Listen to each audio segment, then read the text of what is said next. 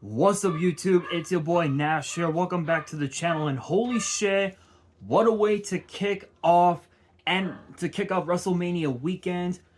I'm not gonna waste any time. NXT Stand and Deliver truly was the biggest NXT PLE in history. I'm not gonna waste any time. I'm just gonna get straight into it, kicking these off with the countdown show, as they're calling it nowadays, as Joe Gacy went one-on-one with Shawn Spears. Now, it is interesting to note, that we did see Ridge Holland get himself involved into the whole picture by attacking Joe Gacy in the back with a steel chair as Gacy was doing his entrance. But let's be real here. Shawn Spears was happy to see that happen, but it still was not good enough, as we saw Joe Gacy defeat Shawn Spears with the upside down world clothesline to win the match on the countdown show. Now, I am also going to be doing a bit of a quick review, or rather give my rating, if you will, of each match on the card, just because of the fact that I normally would do this for WWE's biggest issue, but for today, I am making an exception. Honestly, this was absolutely insane. Probably one of the most insane matches you would ever see, because you got two guys who are just like mentally deranged, I guess, if you will. So for this match, this was an instant classic, instantly 4 stars. Could this match have gone differently? I doubt it, but knowing Shawn Spears, he probably would have found a way to hit that C4 onto Joe Gacy, but I highly doubt that the rivalry would have been far from over in terms of what Joe Gacy sees. But I can guarantee you that with Ridge Holland now involved, I can guarantee you that we won't be seeing the last of Ridge Holland. But again, 4 stars for the countdown matchup. But we do now turn our attention to the main card itself, as we saw the Wolf Dogs, Baron Corbin and Braun Breaker, defend the NXT Tag Team titles against the team of Axiom and Nathan Frazer, who both actually won a mini tournament, defeating both the LWO and the Good Brothers to earn this opportunity. That triple threat match took place last week, I think it was, and yeah, it was this proves why Fraser always says that they never slow down. Is because they're too, I wouldn't say they're too hot-headed, but it's more the fact that they're a bit too egotistical, I guess, if you will, and with the fact that both Baron Corbin and Braun Breaker were just chill. They were in no rush whatsoever to get in the ring. This proves that Breaker and Corbin are on the same page. And I have no doubt in my mind that this tag team title run is going to take them far. So big shout outs to the Wolf Dogs, as we saw Braun Breaker hit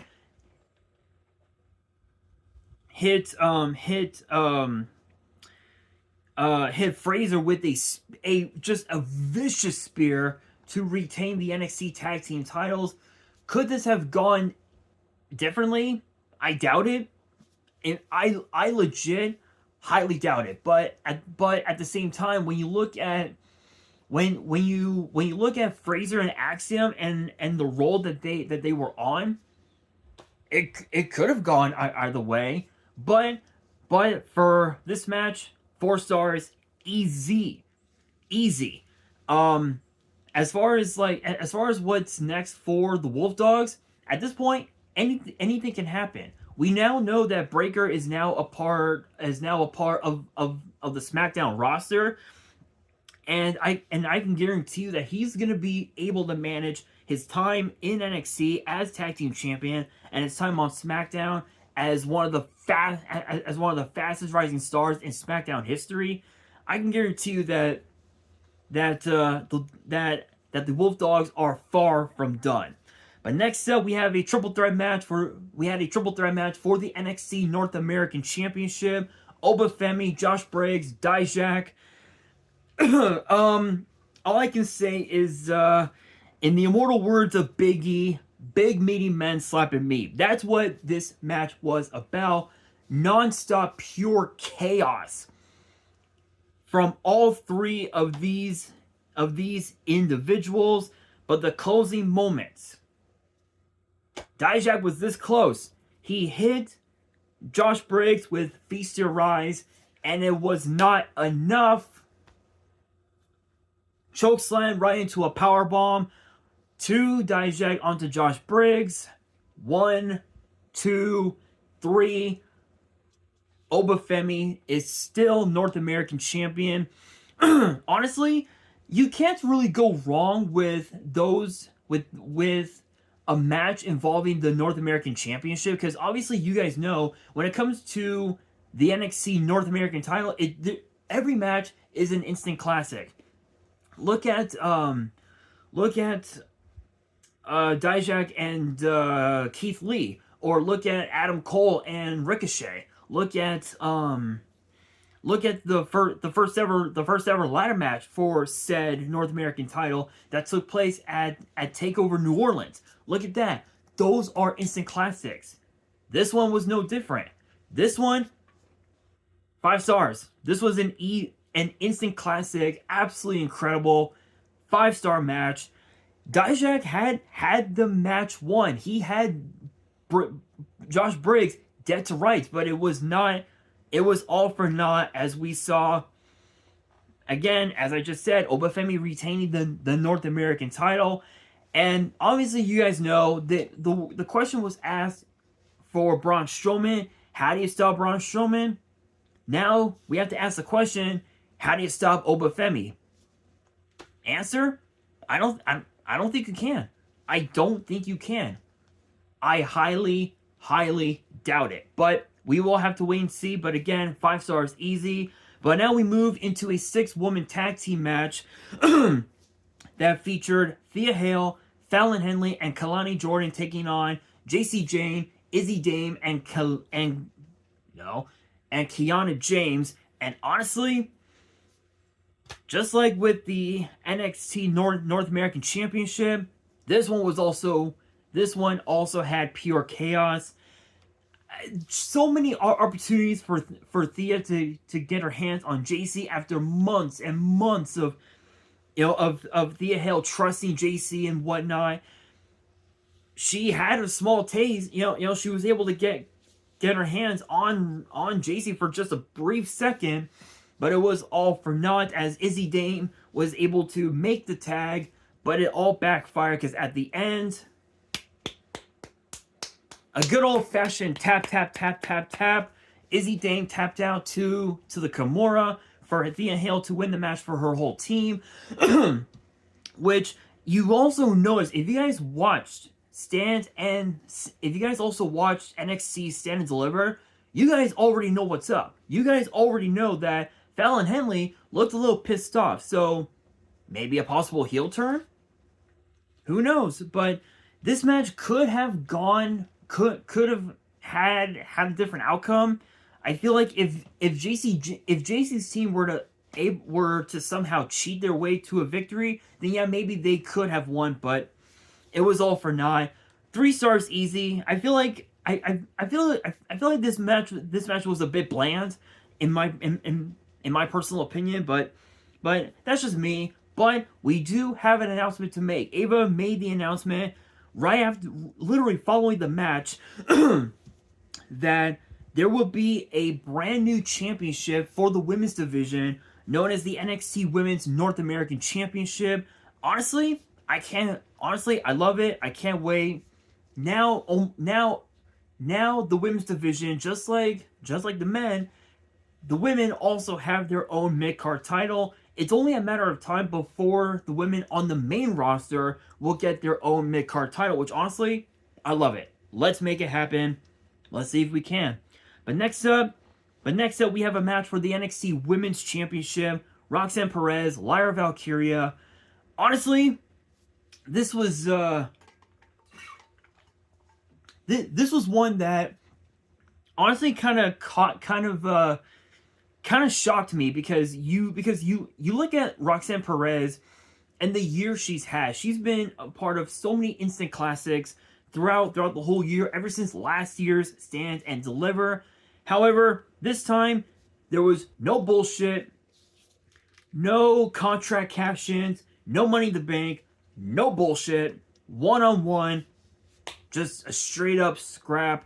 And boy, was it ever. It was indeed a scrap. Lyra Valkyria's arm was indeed targeted at the hands of Roxanne Perez. And just when you thought Lyra Valkyria had the match won, Roxanne Perez was able to turn it around, hit Pop Rocks, and make Lyra Valkyria tap out to the crossface. And after a year, she is once again the NXT Women's Champion. I feel like if Roxanne Perez hadn't have injured Lyra's arm, then Lyra Valkyria definitely would have had the match won. No doubt in my mind whatsoever. But I will admit, this new side of Roxanne Perez, we'll see if it works. Only time will tell. But this one, 4 stars easy. Obviously, we saw Tatum Paxley get involved, and Lyra Valkyria got a little pissed off. So maybe a possible heel turn for Lyra? Who knows? We'll have to wait and see. But 4 stars for that matchup. But next up, we have the NXT title matchup between Tony D'Angelo and the champ himself, Ilya Dragunov. And it's also interesting to note that we saw Stacks try to give Tony the brass knucks to try and achieve his way to a victory, but Tony was like, nah. I'm a man of honor. I'm doing things my way. Back off. And he literally did. And it was indeed an instant classic. Literally, think about this. H-bomb to Tony D onto the Spanish announce table. Near fall after near fall. Just pure bedlam. And it took literally over 3 H-bombs plus a Torpedo Moscow onto the Dawn, including the last H-bomb being from the top rope for Ilya Dragunov to pick up the victory and retain the NXT Championship. Quite the instant classic. You want to talk about instant classics? The NXT title has had its fair share of instant classics, and this one was no different. 4 stars easy. Obviously a handshake at the end, but it begs the question if we will actually see Tony D turn heel. Is it possible? Absolutely, but only time will tell. But now we move into the main event. Trick Williams, Carmelo Hayes. All I can say is 5 stars. That's all I can say. 5 stars. I'm not even going to say anything. I'm not even going to say a word. Just 5 stars. Absolute insane. Literally went into the entire WWE universe in Philly. Went back into the ring. Chairs were involved. The referee was knocked out. Low blows were hit. But all it took was one trick shot from Trick Williams to Carmelo Hayes to finally prove that he belongs in NXT on the marquee. And I can guarantee you that Trick Williams is going to have one hell of a career on his hands. But as far as what's next for Melo, only time will tell. But this one, 5 stars easy. Overall, the card was actually pretty insane.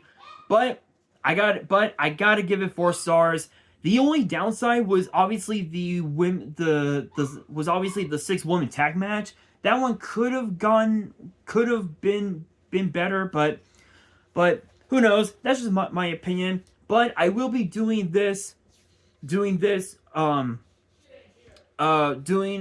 results and review of WrestleMania on both nights in tomorrow's video. So get ready for that. But with that being said, that will do it for today's video. Hopefully you guys enjoyed. If you did, make sure you guys smash that thumbs up button. If you guys are new to the channel and you guys want more premium live event predictions and results in the future, make sure you guys subscribe to the channel, turn on the notification bell, and follow me on all my social media. My ads will be in the description below, as will the info to my fan mail. It will also be in the description as well.